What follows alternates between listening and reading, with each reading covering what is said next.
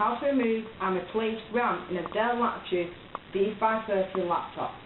Step 1. Flip over the laptop and remove the screw from the memory cover located here.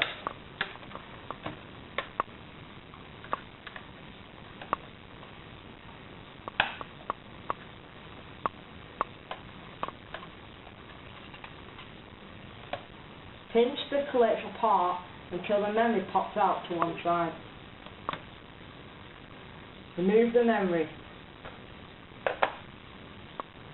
Slot in the new memory and push it down firmly until it flips.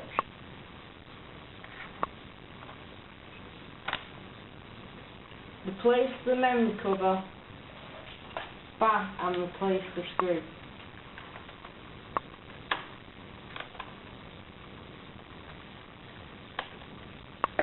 And that's how you do it.